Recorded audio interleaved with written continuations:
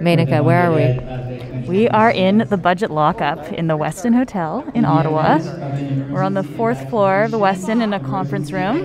What are we looking at? It's a big conference room, and you can hear there's announcements going on in the background.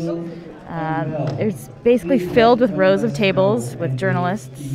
Everyone's sitting at the tables looking at the budget documents. So they've just been released, so everyone is just getting their hands on them for the first time. And they're going through either this physical document, which is basically like a little booklet that they've got, and they're going through and basically seeing where Canada is spending its money. Should we go get our own booklet? Let's go get in line. So there's a whole bunch of information here that we need to, as journalists, a bunch of journalists are going through it right now, and we're going to talk to some people to help us understand exactly what's going on in here. I'm Menaka Raman-Wilms, and this is the Decibel.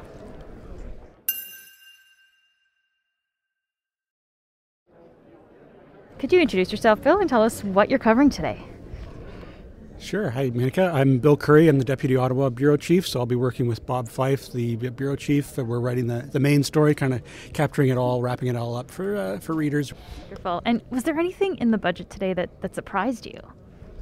Well, I think the big question is we've had some stories recently in the Globe of Bay Street, especially some CEOs of the big banks, really getting on the case of this government for not doing enough on growth and fiscal responsibility, balancing the budget, having a plan to balance the budget. And so I think Christy Freeland's response is sort of, it won't outrage anybody, but it's not going to please everybody either. There's, the deficit is shrinking and the debt to GDP is on a downward track, so that will please some people. But I think those pushing for kind of traditional economic factors like growth agenda and fiscal restraint, a clear, faster path to the deficit, will be disappointed at the pace that it's still a fairly big spending budget today. Okay. And last month, of course, we heard about the big Liberal NDP deal to basically come together. What evidence of that deal do we see in this budget? Is there anything that is geared towards NDP policy or NDP priorities? Definitely. There's the over $5 billion for the dental care program, which is very significant. That was not part of the Liberal platform. So since they had announced that deal, we kept asking the health minister, is this going to be a federal plan, as the NDP wanted it to be, or is this going to be a dental plan run by the provinces, and would that involve negotiation, just like childcare, we got to sign a deal with every single province. And so in there it says Health Canada is going to run that. So that's a big piece of news in this budget, is that this is a federal dental plan. I can assume, based on comments from Quebec, they will not be happy with this. They were upset with the NDP Liberal deal because they saw it as an intrusion on provincial responsibility, healthcare being a clear, obvious one. So I can anticipate there's going to be a bit of a fight over this dental plan with the provinces. So, Bill, what is the significance of today? Why is Budget Day an important day here? Well, I think a budget should be taken with a little bit of grain of salt, because this is essentially a promotional document. This is like a gigantic press release. This is stuff they are promising to do over the next 5 years in terms of spending. And we've known from our reporting over the years and many other people's reporting, sometimes that doesn't materialize. We had a story just a few days ago. The 2019 budget had billions for housing, all kinds of new programs. And when we look back, maybe 10% of that ever got spent. So this government has a tendency to make big promises, and then you got to really watch the follow through, whether that happens or not.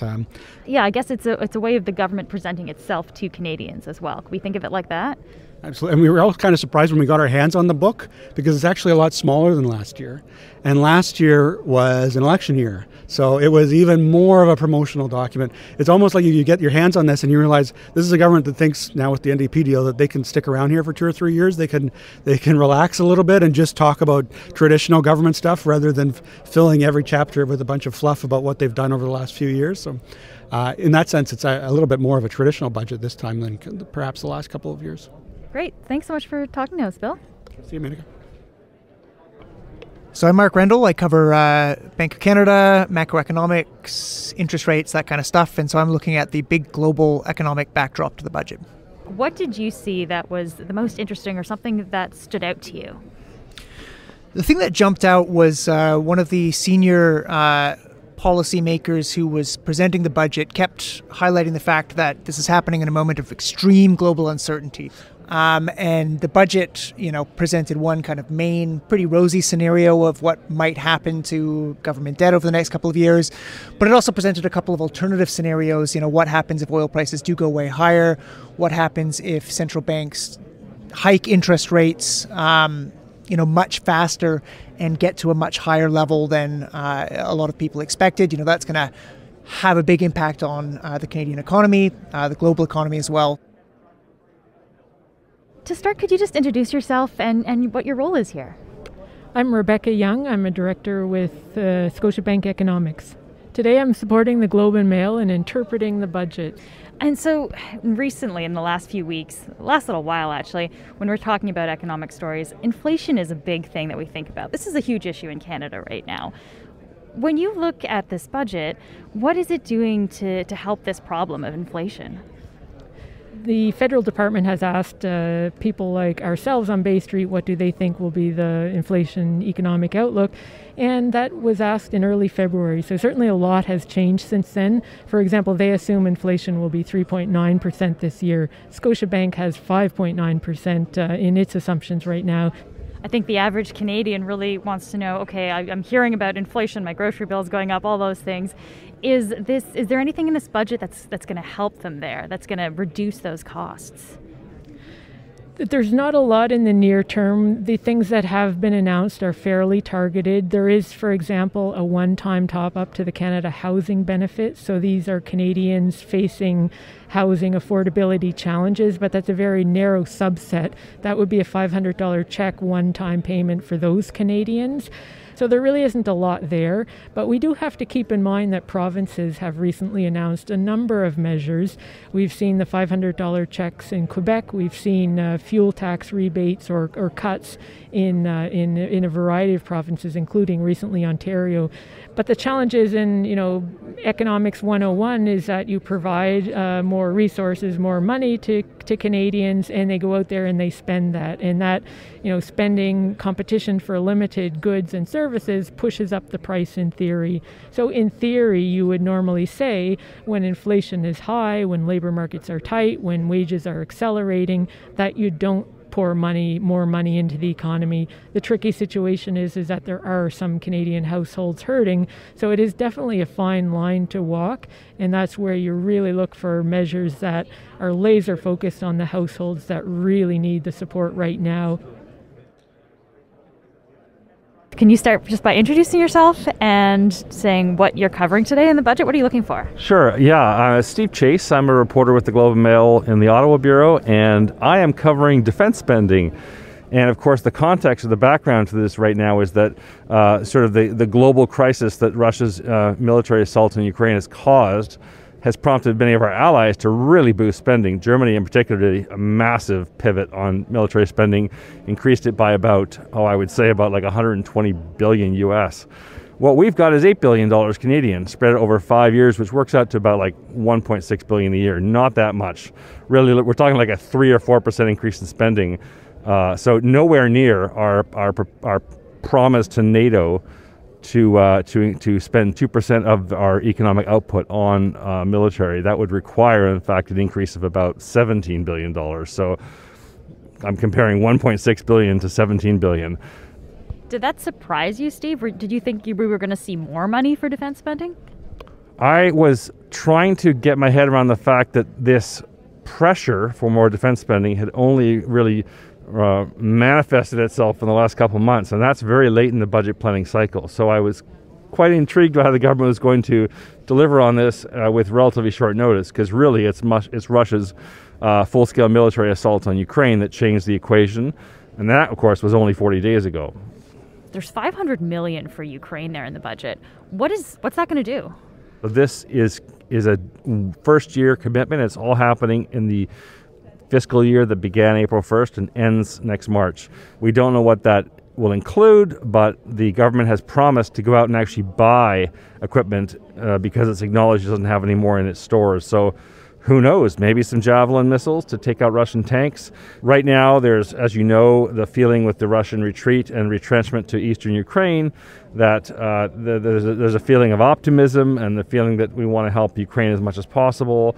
continue to defend its territorial integrity, and they've been very successful with anti-tank weapons, and there's an increasing need perhaps for anti-aircraft weapons as well.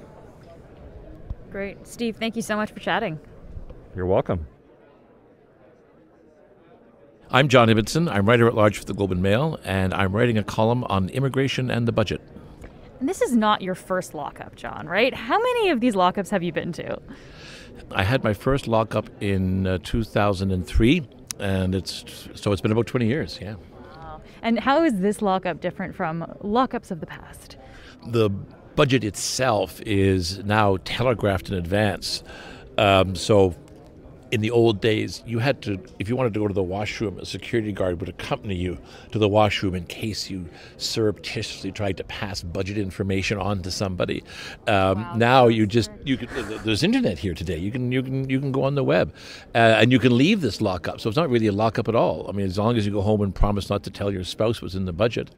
And so you said you are writing about immigration today, John. What is the big thing that you saw in the budget that you want to write about?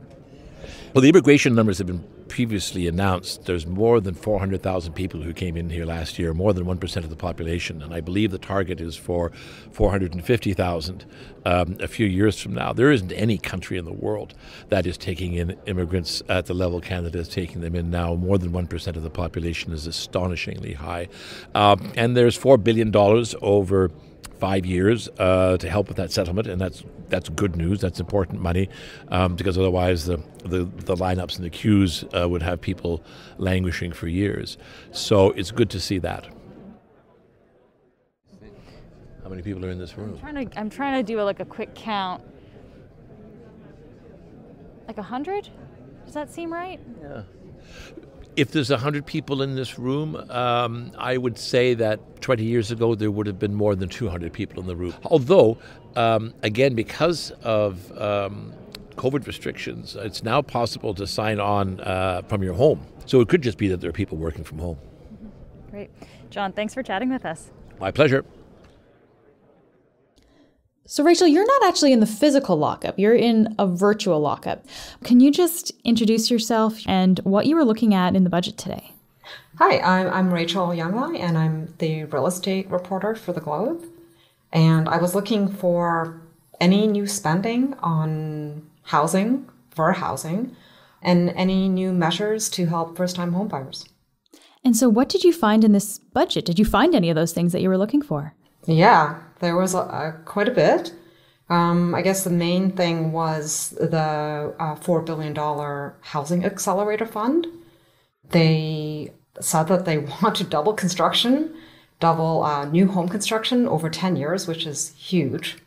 Right now, they said that we were averaging about 200,000 new homes a year. And so they want to double that to nearly 400,000 in 10 years. It's huge. Wow. And so what does this mean then for the everyday Canadian, Rachelle? Is this going to have a significant impact for people in their everyday lives? I don't think people will see or notice the difference right away because it'll take some time to get this accelerator fund up and working. They also announced other measures to help first-time homebuyers. Again, they're very specific and targeted. One of them was to create a tax-free savings account so that first-time homebuyers could save for a down payment. But we're not going to see home prices drop significantly because of this. Thank you so much for chatting. Oh, no problem. This budget invests heavily in economic growth, in making our economy more productive and more innovative, in expanding Canada's economic capacity. It's 3:30 now, so we have half an hour until the embargo lifts. We just came from Kristy of Freeland, who's the finance minister, who's delivering the budget. She spoke to journalists, and now we're just going back to the lockup room and basically waiting for the embargo to be lifted. So this is kind of crunch time for a lot of journalists. People are writing frantically. Radio, TV people are also getting ready to go. So there's a lot of action. There's a lot going on. So I'm Kathryn Blasbaum, and I am the Globe's environment reporter. And were you looking for anything specific in this budget when you came to it today? So the environment spending, much of what we're seeing was largely telegraphed in last week's emissions reduction plan, but there were some big spends that we were either waiting for the details on or are just brand new in the budget. I want to ask you about that emissions reductions plan, because that was big news when it came out last week. We heard a lot about carbon capture in that plan. Is there something about carbon capture then in this budget? Yeah, so everybody who's in the environment realm and oil and gas sector is looking to this budget to better understand the government's vision for its carbon capture, utilization, or storage tax incentive program. So basically, just to explain a little bit, carbon capture facilities, they force carbon dioxide emissions deep into the ground or into concrete to keep them out of the atmosphere. And it's a key part of the Canadian oil and gas sector's plans to lower emissions while still enabling them to produce fossil fuels. So what we are seeing is a $2.6 billion program over the next 5 years. Is that a significant amount, and is that going to make a difference? It's definitely a significant amount, and it is in line with what industry was asking for. The new tax credit will use a sliding scale to cover 37.5 to 60% of eligible expenses, and industry had been asking for, I think, 75%, but I think they were kind of expecting closer to 50%, so this seems sort of in line with that. The emissions reduction plan that we talked about earlier detailed $9.1 billion in spending, so this $2.6 billion is actually in addition to that. And so what else is in this budget in terms of climate spending? It sounds like there's a lot of money being put towards this here, but what else is it going to go towards? There's also a creation of a new investment fund, and that's called the Canada Growth Fund, and it's going to be an arm's length investment vehicle, and it will be capitalized at $15 billion over 5 years. And the money is not new spending, it's actually being reallocated from other federal funds that weren't spent otherwise, but it's still a big chunk of money.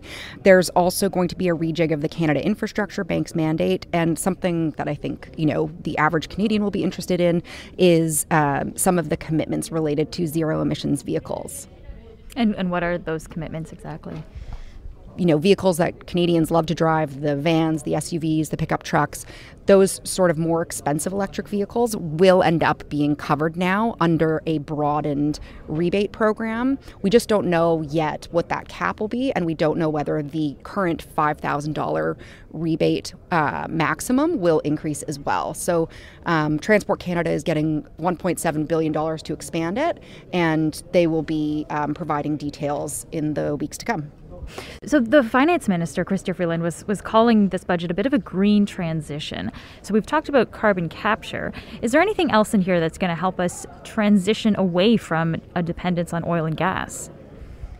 Yeah, so one really important piece of the budget is that Ottawa is phasing out what are called flow-through shares, and these allow public companies to transfer to investors certain exploration costs. And so the phasing out of those flow-through shares is described as kind of a move that is part of the government's efforts to eliminate federal fossil fuel subsidies. Great. Thank you so much for speaking with us, Kathryn. Thanks for having me. My name is Christina Kirkup, and I'm a reporter in the Parliamentary Bureau, and I am specifically a reporter who covers Indigenous affairs, amongst other things. And what I went into the budget looking for was the extent of the government's commitment around Indigenous housing, because this was a major policy push ahead of the release of the budget. And what did you find? So the Liberals have earmarked $4 billion over 7 years for Indigenous housing, and that does include some specific announcements around First Nations, Inuit, and Métis housing, to be clear. That captures different commitments under kind of that umbrella. And I think it's important to point out that this is funding that falls far short of what advocacy organizations were calling for ahead of this budget. What I mean by that is the Assembly of First Nations, they specifically look at First Nations communities and what they're hearing from First Nations leaders, and they had actually called for a $60 billion commitment on housing, 44 of that saying that needed to flow immediately, and then they also had an ask around another $16 billion with respect to kind of trying to address population growth by the year 2040. So a big gap there in terms of what the government actually put in the way of money and what had been asked for ahead of this budget. Kristy, thank you so much for taking the time here. Thank you. I'm Patrick Brethauer. I'm the tax and fiscal policy reporter for the Globe. So not surprisingly, I'm covering fiscal policy today and how that's going to look this year and next year and in the decades to come. And when you looked at the budget today, what really stood out to you from the things that you were looking for?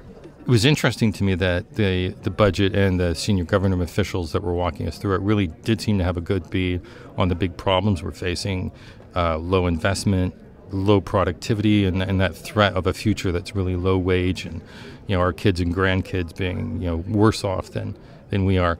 So a good beat on the problem, but very little in the way of solutions that would actually boost productivity, boost business investment, and create a high wage, sort of prosperous future.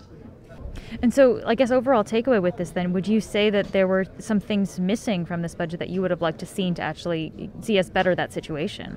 Sure. So Rebekah Young at Scotiabank, I thought, described this wonderfully, that it was a spend, tax, and pray budget. So spend a lot, tax a lot, and then just hope to God that something happens that turns in your favor.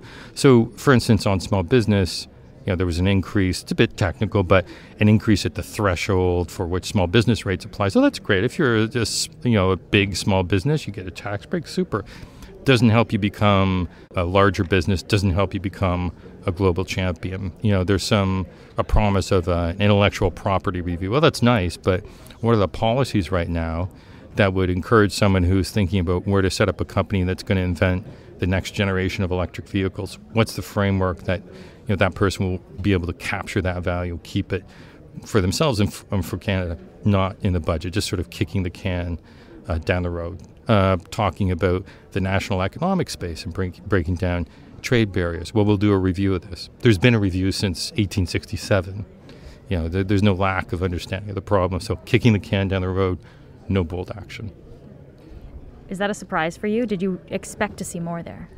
It's not a complete shock. If anything, I guess the surprise for me is that there is an acknowledgement of the depth of the problem while still really lacking any concrete action to deal with those problems. Still, maybe that in itself is the first step, understanding the problem and then eventually acting on it. It says, the embargo does not lift until we give the signal in this room. So we're waiting for the signal. It's supposed to happen any minute now. It's 4:07, so it's supposed to lift around 4, so we're a little overdue. The embargo is lifted. L'embargo est levé. L'embargo est levé. The embargo is lifted. All right, let's get out of here. All right. Catch that? Oh, yeah. Yeah, we got it. We got it. Yeah. That's it for today. I'm Menaka Raman-Wilms. A special thanks today to the Globe's Ottawa Bureau for hosting us on this budget day. Our producers are Madeline White and Cheryl Sutherland. David Crosby edits the show. Kasia Mihailovich is our senior producer, and Angela Pacenza is our executive editor. And thank you so much for listening, and I'll talk to you next week.